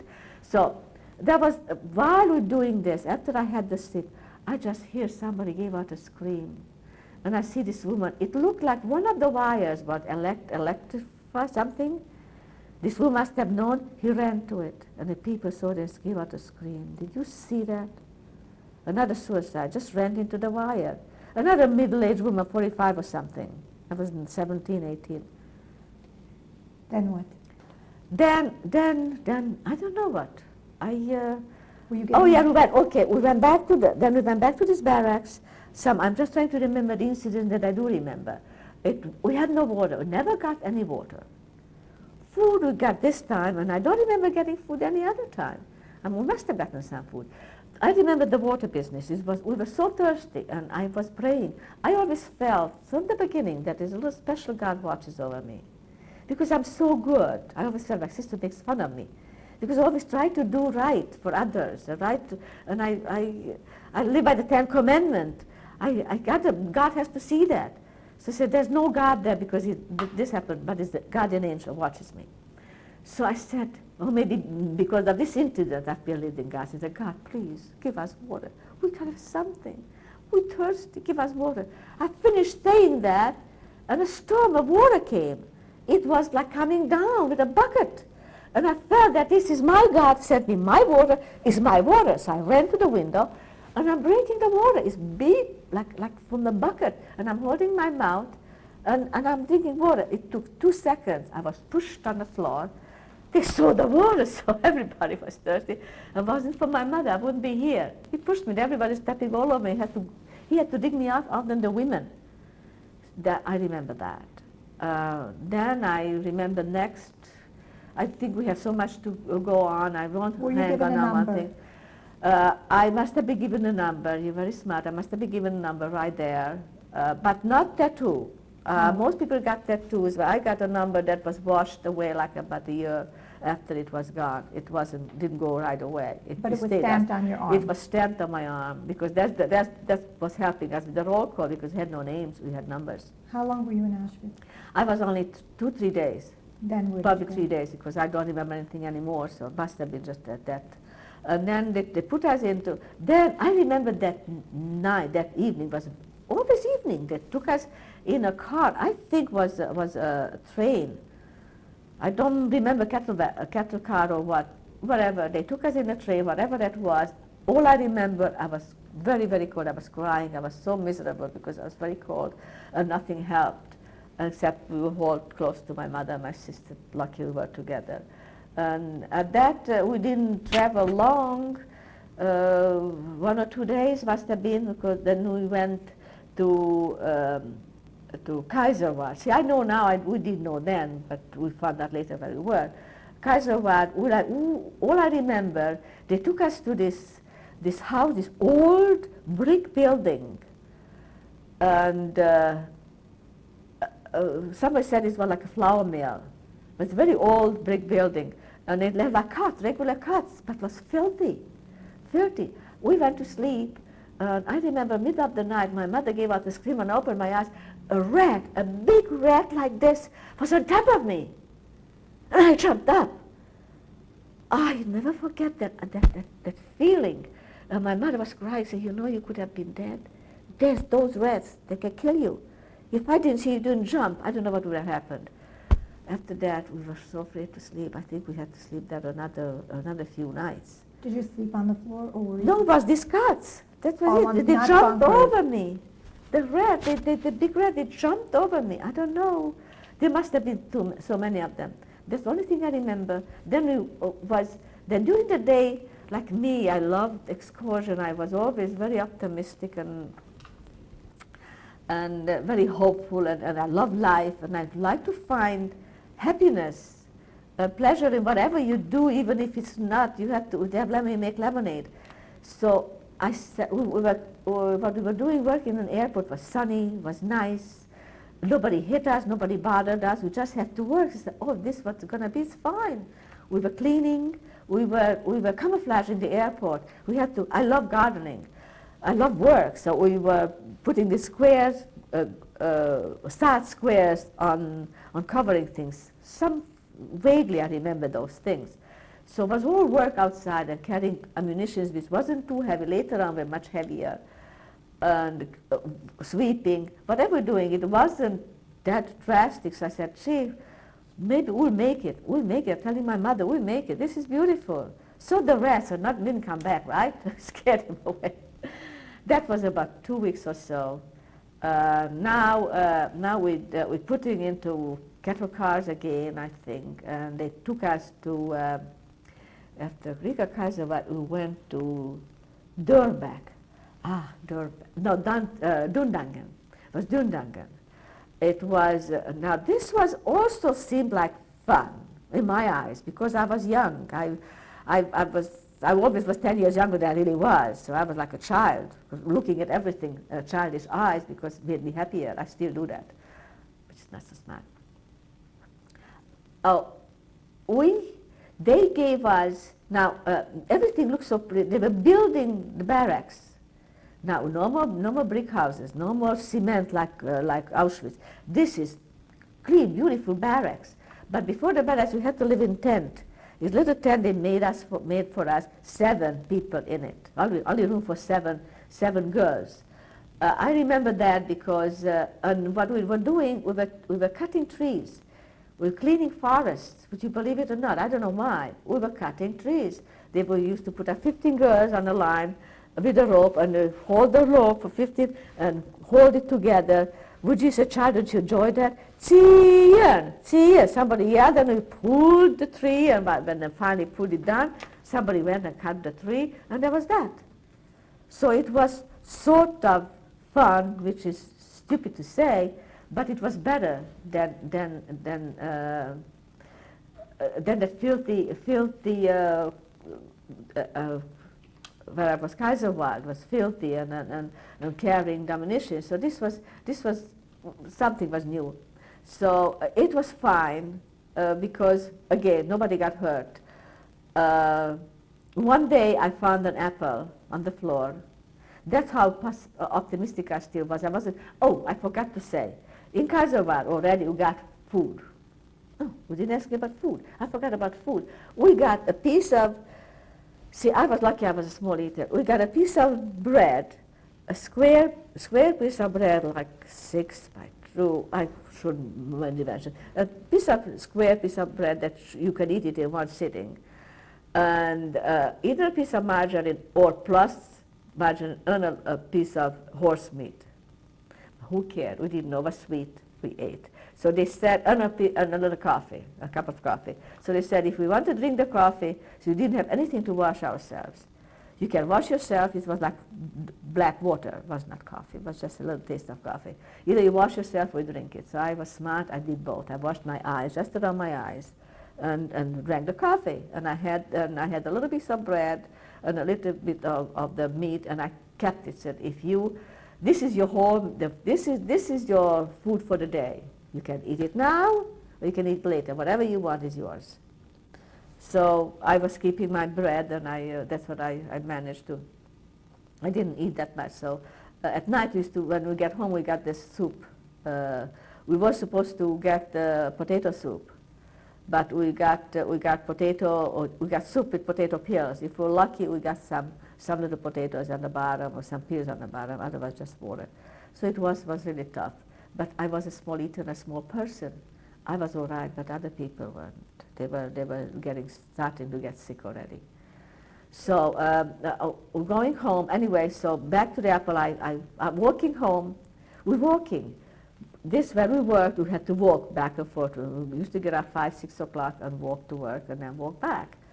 And walking back, I found an apple on the floor. Was bitten into. Somebody, some SS didn't like it and threw it away. It was dirty. So I put it to my mouth. I was alone then. I don't know, my mother and my sister wasn't with me. I don't know why I wasn't together for some reason. And I was looking at it, should I eat it? She said, no, if I'm going to eat it, I'm not that hungry. My mother is hungrier, my sister, and the other 4 women in the barrack. We can have a party. So I took the apple, and the night we had such a wonderful time. I felt so good because I knew it wouldn't fill me up. The little apple, at least, there was such miracle. This was 3 months already. We were away from home, so it was such novelty. I took it home. I felt good. It's wonderful. They say it's better to give than to receive. That's how I felt. During this 3 months that you were traveling from camp to camp, had you begun to build did you build any relationships with anybody else in the camp besides your mother and your sister? No. You can't do that. Did you speak to people who had been in the camps for a long time, a longer time than you? No, you couldn't talk to anybody. It was not allowed. Oh, if you were together when in evening, I formed relationship later because in Ghouta, because we were together all the time. See, this traveling, the people were changing always. It's never the same people. I don't know, they came from one place, another place. It's never, they took care of that. They didn't want people to form relationships. Was there any attempt at toilets? How was that set up in the camp? Toilet, there was always, probably here too, they made up something outdoors, a 2x4 or around something that you can put your legs on that you don't fall. The thing let go. If it's clear enough. You spoke about food. How did the conditions as far as food compare in Dundungan compared to Kaiserwald? It's they're all not enough, not sufficient. But the same Yes. routine, bread The and coffee same, and the then same potatoes. routine, the same soup. routine. Everything was the same routine. About how long were you in Dundungan? We were 2-3 weeks, or about 3 weeks. So we just, that's what they did. We just cut trees and carry ammunition. These were much heavier already. So, and the people were getting very sick. So it was time for selection. See, they knew that because of the food, it was good for me, but other people, it was not. I was a small eater, as I said, small girl. It wasn't. They were getting sick. And so my sister was very ill. She developed yellow jaundice, almost took her right from there. They formed once a line, they want to take her out. And lucky somehow I pulled her back. I don't know what I did or what we did, but she stayed. And now we went to Stutthof. They took us to Stutthof, which took us a few days until we got there. How did you travel? The same way. I really don't. But not on foot. Not on foot. The only ones you traveled on foot. That from Durbeck to Gutau. We always walked like sometimes an hour to work, sometimes 45 minutes. We walked all the time a long way to work, but not here. So we were Stutthof. That's called the crazy camp, with the crazy man. No, it's called the distribution, where you select. What's Auschwitz? What's Auschwitz called? It's a distribution camp. I think that's a good word. They separate the sick from the healthy, and then the healthy goes to work, and the sick crematorium, wherever they go. We didn't know that. So we were in Stutthof. There was the outstanding part there was a miserable, not barracks anymore, also building, and or barracks maybe. All that stands out in my memory. This Max, his name was Max, an inmate. A tall, sort of not bad-looking guy, but his face was distorted, like he was a madman. And I understand he was a madman. He must have been a insane asylum inmate. His hobby was to walk around with this whip and swing it into the crowd with all his might. A long whip, you can't describe it. It's like 15 feet, and then the whip itself is covered from here, if you can describe it, to the end of this room. Very long whip, so it went far and very powerful, because he had strength of an animal. It was an animal. And whoever he hit, it fell. So we tried to, our job was to try to get out of his sight. Not when we saw him, we ran. Was he a prisoner or guard? He was a guard. He was known. His reputation came around because people traveled from one to other. They carried. We're going to stop now to change tapes. And we'll Oh. continue.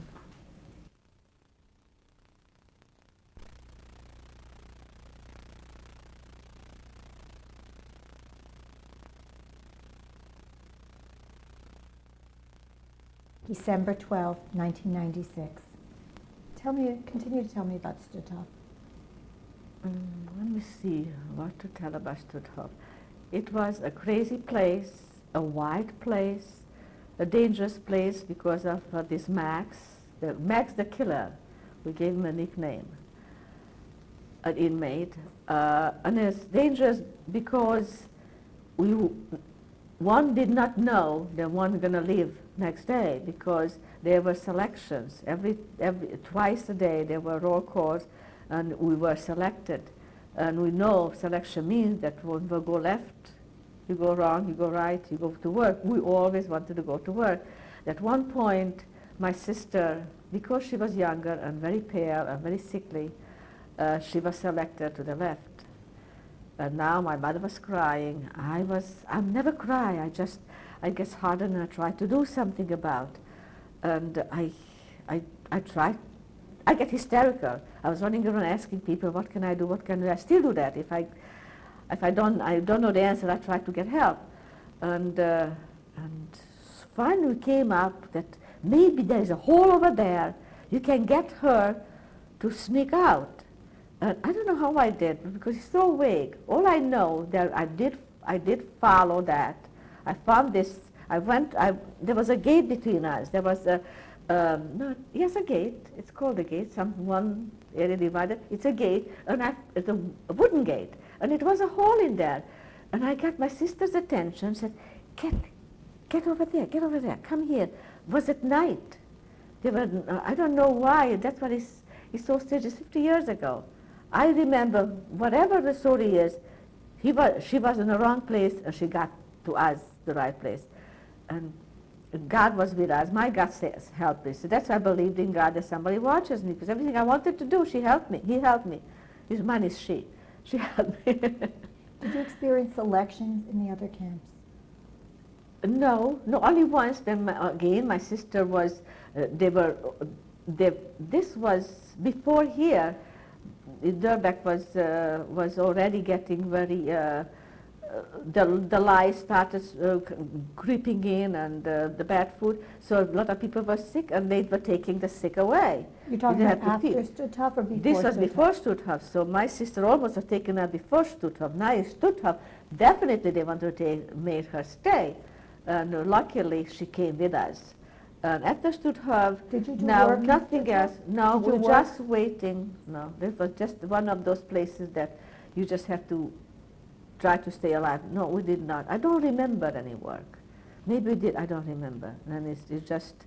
Looks like some of this is Did just you see blacking out. beatings in Stutthof? Beating, yes. A lot of people got beatings, yes. And I can't put my finger on, but I know there were I heard a lot of crying, a lot of screaming, and it was just all I remember was miserable, and it was a scary, scary, scary place. Was where this I didn't more see so anything. in Stutthof than in the Than other anywhere camps? else, yeah, anywhere else, right. It was worse.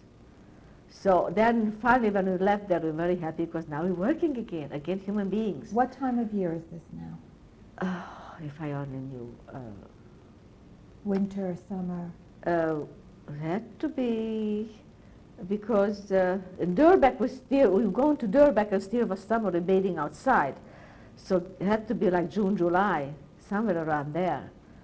So what happened in Stutthof? We were there only about 2 weeks, maybe week and a half, not even then, because I don't remember anything happening there except this running and hiding and crying and all this. So let's move on to Durbeck, because I have I have more memory. Durbeck is a place So that what happened again? Guards came and took you out of the bunkers? And they just told us to get into the train.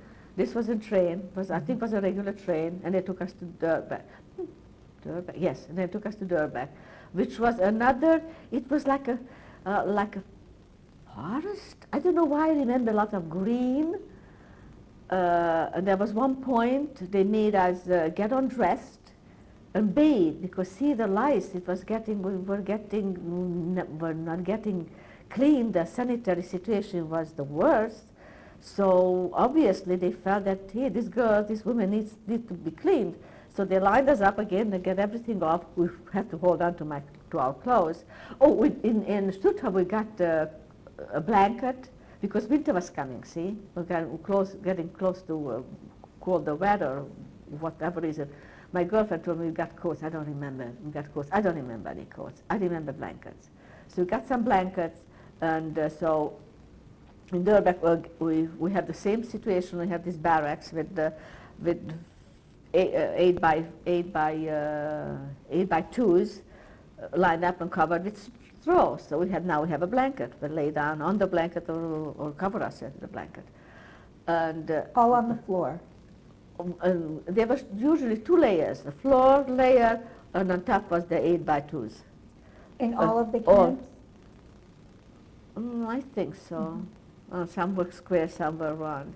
I think this was square. So, it was a day to bathing day, and they lined us up and they said to get undressed. And I remember 3 SS, young men, looking at us.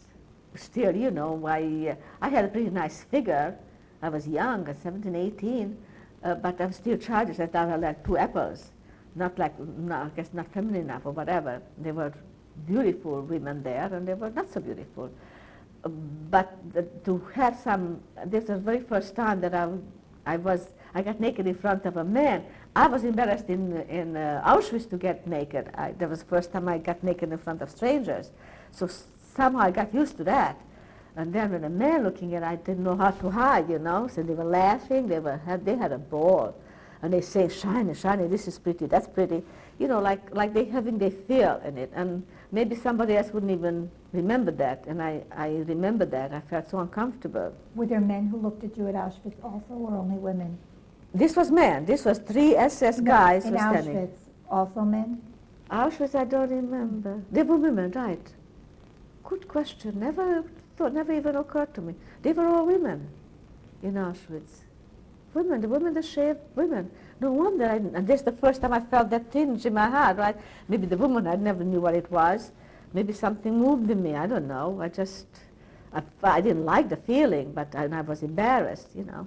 So that was it, but nobody touched me, I don't know if there were some very pretty older 22-year-olds that I heard later that they were picked, and this wasn't all just looking. That's the hearsay. I don't know, but I heard. So then the rest was usual. We were carrying ammunition, and we had the bread, and we had that food, a portion of food, and the only thing that happened there, I remember I got a beating because the food was getting worse and worse, the soup. The food was always the same, the portion in the morning, the horse meat and the bread. At night, we used to get some potatoes. Now you're getting less and less potatoes, just pills. Then the Lager Älteste, which is another Jew, was picked to serve the food. They had these big containers, 3 feet by, what would you call this? I can't measure. That's 18-inch diameter, 20-inch diameter, a big container. You have to dig down and get the food out. And when I got there, will you please put the level down so you get some from the bottom, the potato gets on the bottom. So when they said, okay, everybody come, whoever wants Nachschlag, my mother was getting sick. So Nachschlag means after food. Food after. So me, bargains? Even now I go for bargains. Nachschlag, I was the first one to run. And it's strange, I don't know why. I was always the one who ran, not my sister. And my sister was 3 years younger. I was the little one because I was shorter, maybe, or I was healthier, but I was always the one who went for Nachschlag. Maybe maybe she was sick also, didn't feel good. So I went for Nachschlag, and once was fine, and then I'm too smart. The Nachschlag was over, and the woman was still standing there. So I gave the Nachschlag to give it to my mother. You go back with your same container, had a little container, then you fill it up. So my mother had this, and nobody was there, so I went for myself. So I went back again. And she recognized me, the bitch. I was the last one. She was practically empty. So he said, there's nothing. He said, that's all right, I see something. Can I get it? So I went, and they pushed me down. They pushed me down, and I got stuck in that container. And then the SSK was hitting me. Because here I did something right, like the French teacher. I did something wrong I wasn't supposed to do. I didn't know Nachschlag is Nachschlag. That means after meal, while you have it, nobody else wants it, why can I have it? So then I got beaten on my head, and I was stuck in there. So luckily my sister came and found me and pulled me out. Otherwise I'd still be there. After the beating? After the beating. That's one very bad thing that I remember happened. And I heard people doing, I don't know why they were with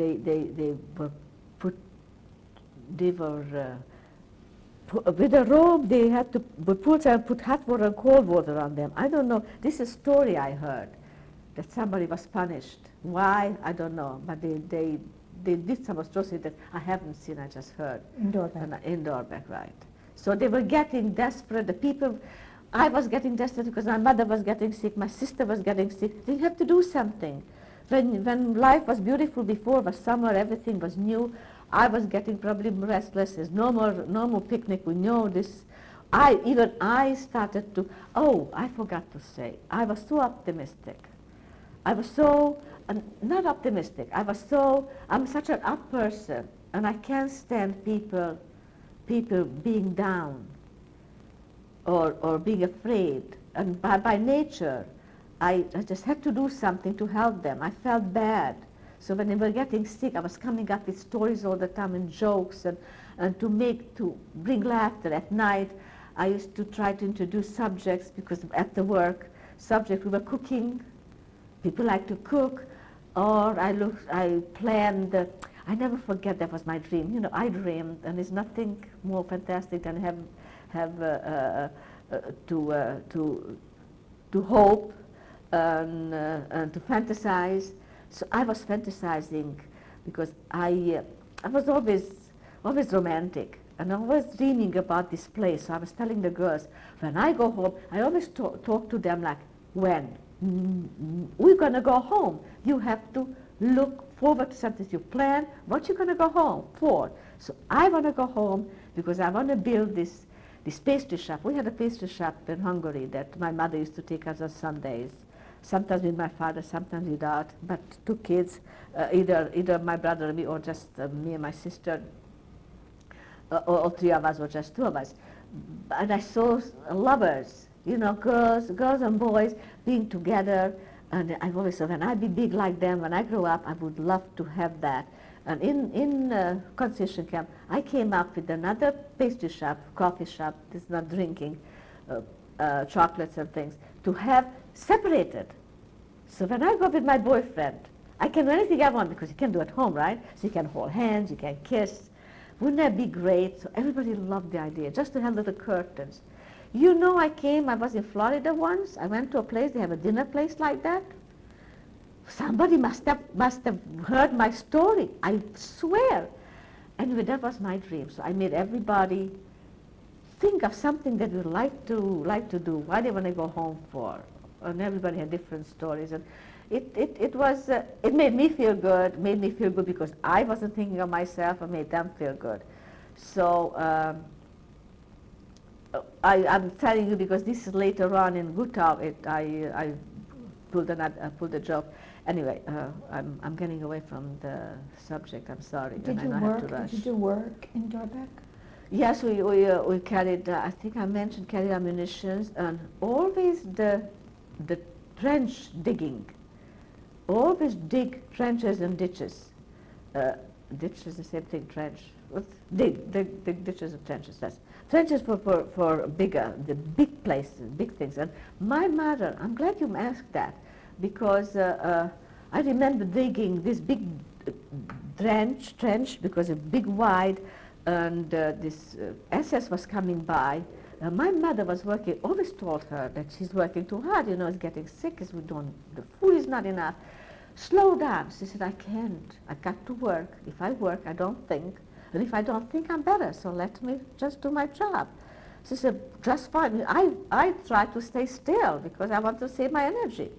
But it's true. It's so hard the day doesn't go like this. A month seemed like a year. Every month seemed like a year because it drags up and your mind is not active, there's nothing happening. And you couldn't talk. You were not allowed to talk while you're working. So we were digging ditches and not talking. And then this German, this SS, this Romanian, I knew he was Romanian, spoke Romanian, he threw me an apple. I must have been cute, something. He threw me an apple, and I said, oh my God. So I looked up and I said, merci, mulțumesc, because I knew it was Romanian, he gave a smile. They were not allowed to smoke. I said, mulțumesc. That means thank you very much. And we took it home. Then that was, I don't think, we ate it there with my mother and my sister. We ate it. That was already like 4 months into 4.5 months, 5 months. So we haven't seen apple. We didn't know what salt was like. We didn't know what any taste was like, except this horse meat and coffee and bread. And the stupid water with dust in it. not even stones in it anymore. I didn't, so that was that's the outstanding, terrible thing that Dundangan brought us. Now this is nothing what's coming. This is just an introduction what's coming. We stayed here about 5 weeks. Then they said, well, early in the morning, one morning, they said, everybody get up, but put whatever you have on, which we has nothing, took the blanket because we're walking. Take your blankets, get as warm as you can, we're walking. But now we got the new shoes. People who didn't have shoes, which I was one of them. I was till now. I forgot to mention that was snow coming. So this is when I needed a shoe. So that's when they gave us new shoes. I was still walking. No wonder my foot is only one toe is frozen, because I got shoes already in Durban. So they gave these wooden sole shoes to people who had no shoes left, or people like me who end up with no front.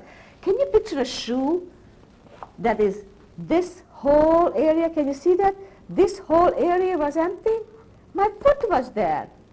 How can anybody go anywhere with a shoe like that? That's what this girl must have had.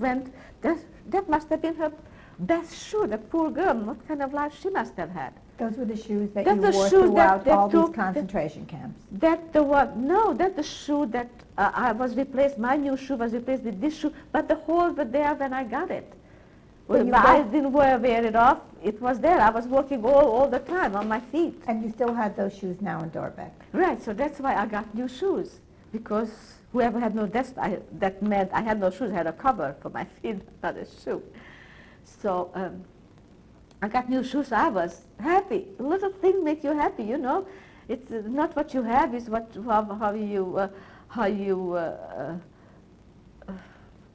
how you feel about them. I mean, this was a God-given gift to me, because everything was fine with me. My mother was still all right.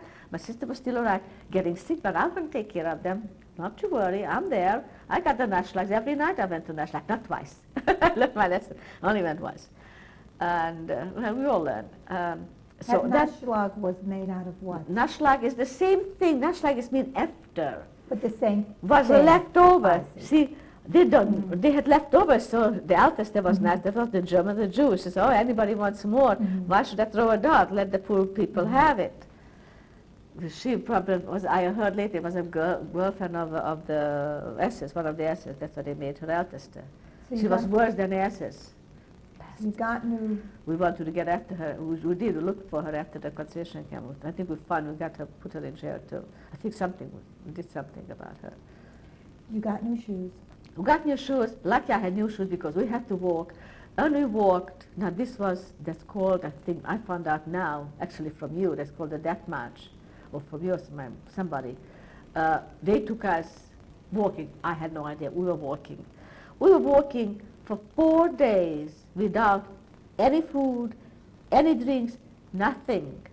And I was a little girl. I was littler. Every day was littler and littler because I was losing weight too. And I was shrinking to nothing. My sister was like my finger. My mother was very slim too. And I was still better than everybody, but still I was very skinny. I must have been like 100 pounds maybe, or 95, 85. I ran out. So you know when you walk through fields and you see on your right a bush of blackberries or blueberries, whatever, it's edible, and one woman comes to you and tells you, hey, I said, can't touch it, that's wild berries, it's in the forest. Sort of. She said, no, I ate it, it's not wild berries, it's regular berries, go get some. She got lucky, it wasn't caught. I went to get some, and the SS got me and hit me with the back of the bayonet, with all his might on my back. I still feel it. And I yell at him, she said, ich bin young, I'm just a child. What do you want from me? It's there, why can't I have it? And he was just hitting me. And then I threw myself on the floor, and then he went. I made believe I fell. And then he left me. And then I couldn't go again.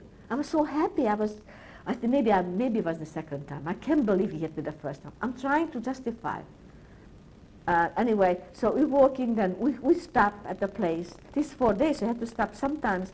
So we stopped every once in a while to go to the bathroom, whatever, and we ate the grass. My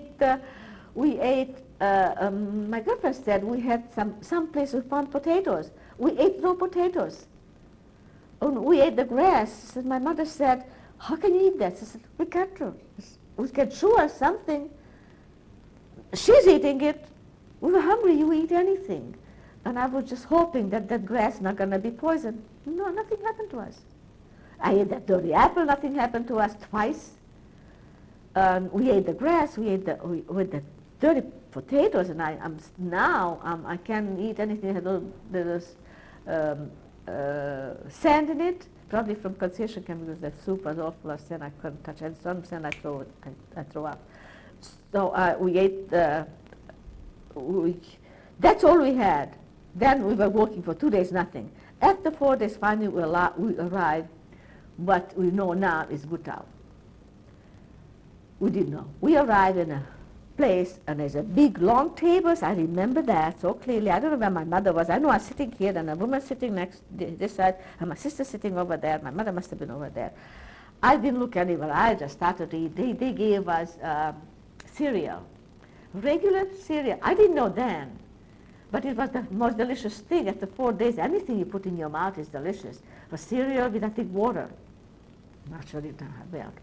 But was something you put in your mouth, and I was eating, and halfway eating, I look up, and I see this woman looking at her dish and praying.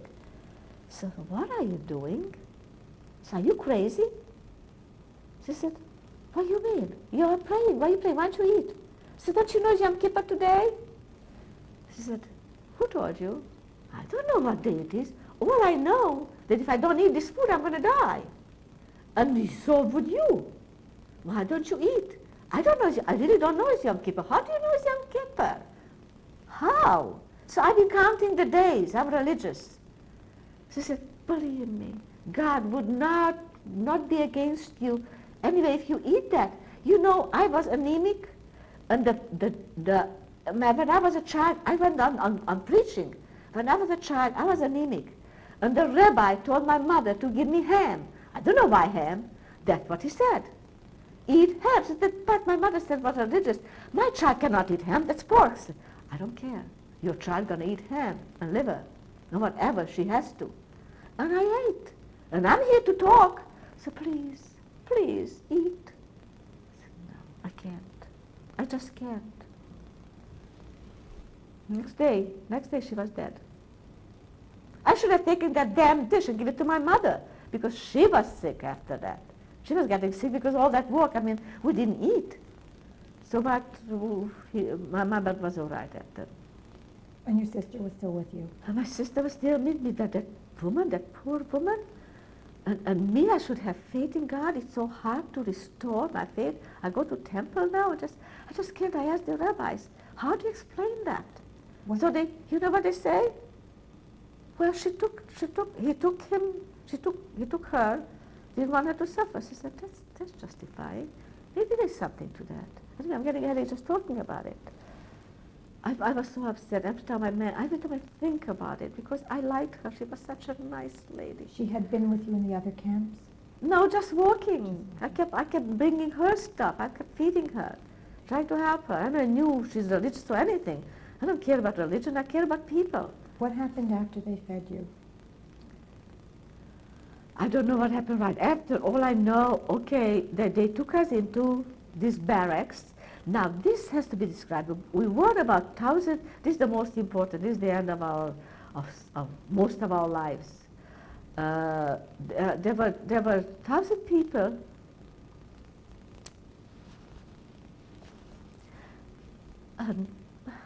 Sorry. There's a big barrack. Was divided. Was a round one. I remember it was round. And it was built so there was one row and 2 rows of area to stay. There were 10 people in one section, and there was 10 sections. And the sections were divided by poles, and that's unimportant. The top row was like before, 8x2s, and then straw, fresh straw. Okay, we got fresh straw. I'm emphasizing fresh straw because At the end, you see why I'm saying it. Beautiful fresh straw on the floor, and on the top we had fresh straw on a blanket, and everybody got their spot, and there was going. Next day you got up 4 o'clock or 5 o'clock, whenever you had to go to work. We were ditch digging. That's all I remember, was always digging ditches deeper and deeper. I remember another incident. Well, this is what we were doing. At night, now just a few things I'm going to mention what happened, then we'll go on. One incident was, this was in like after 2 months after we were digging. Every time when this happened, we left early in the morning, and we stopped. I think we had a period for half an hour or something. We ate our lunch, whatever we could, and then kept working on. When it rained,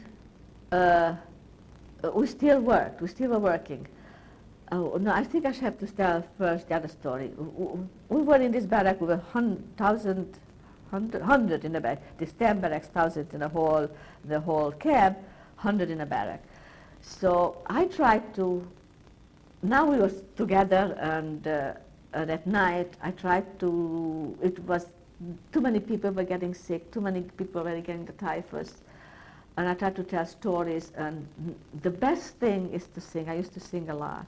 So I started, I said, what can I sing? There were foreigners, there were French people, there were English people, all kind of people, Polish people, not Polish, all different languages. So I said, Jacques-André is an international song.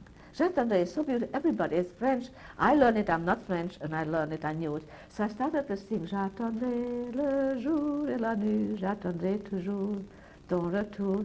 The song, it says, I'm waiting for your return, but I really sang that, I'm waiting for the liberation, that's what I meant.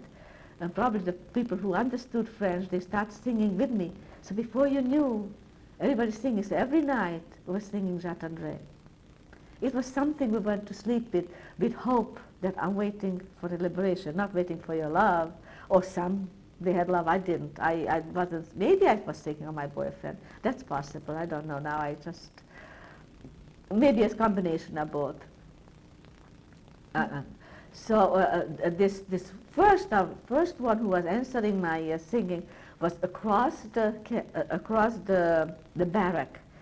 Like you said, did I form friendship? Then I found out she also spoke a little French, and we became friends. So when we were here and digging ditches, yeah. We're going to stop now, and we'll break, and we'll continue. Okay.